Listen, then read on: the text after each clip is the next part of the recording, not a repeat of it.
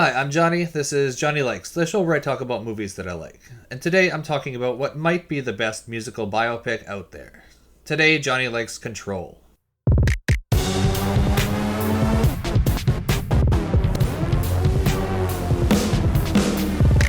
tell him, Johnny. You tell the world.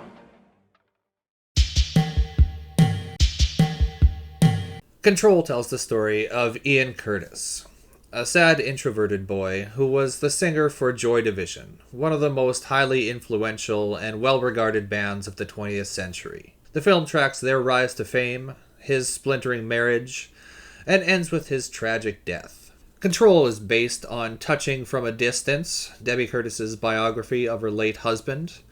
It was filmed in beautiful black and white by Anton Corbijn, who's a first-time director. He's known mostly as a photographer, and he actually worked with the band in real life. He took some famous pictures of them and even directed the video for Atmosphere. Having someone who was actually there adapt the actual events lends credibility to the project, but by no means does it guarantee factual authenticity.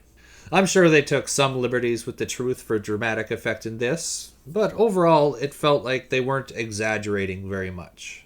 I certainly didn't get Bohemian Rhapsody vibes from it, where they just made stuff up. This came off as genuine, and if not 100% true, then close enough. The acting in this was phenomenal. Not only does everyone fit and seem natural in their roles, but Sam Riley, who plays Ian, is uncanny.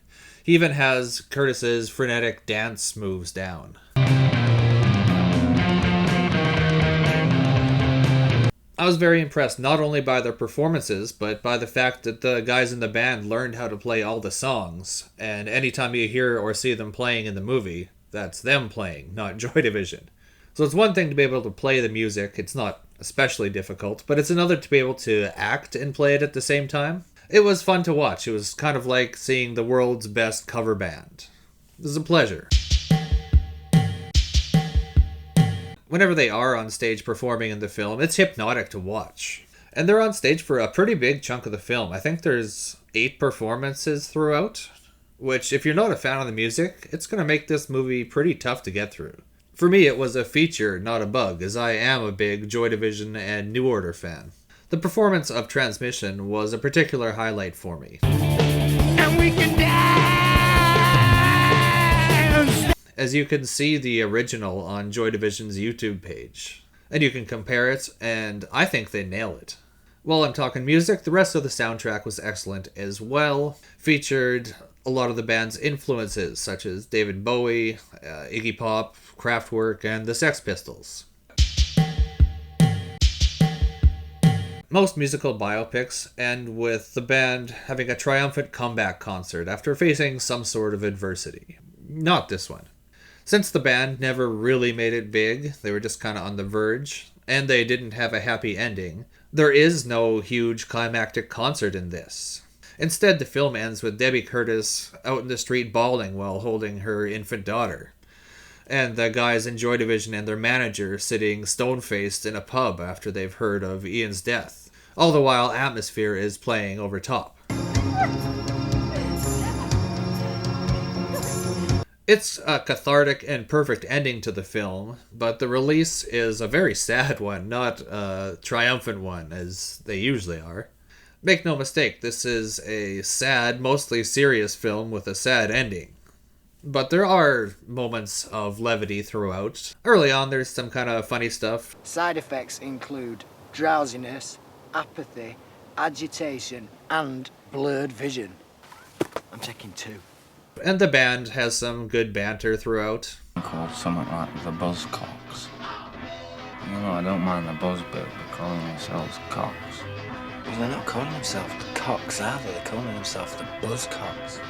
But overall, the tone is pretty somber. Is Control actually the best musical biopic out there? I have no idea. There's like 50 other of these films that I would have to watch and get back to you, and I'm not interested in them.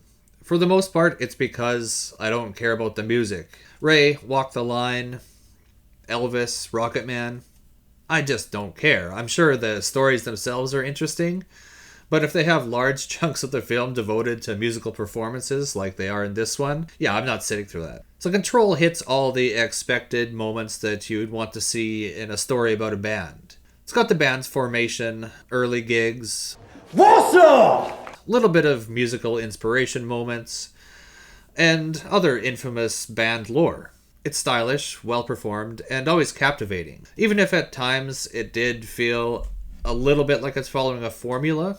For instance, seeing teenage Curtis in his bedroom listening to Bowie, smoking and putting on eyeliner and voguing for the mirror.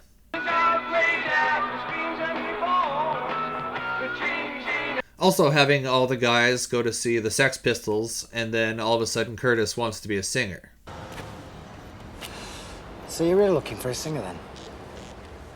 True moments these may be, but it doesn't mean that it doesn't feel like I've seen these 1,000 times before, done in similar fashion. But that's because bands tend to have many moments in common, which results in similar story beats. In that aspect, it's actually very similar to superhero origin stories.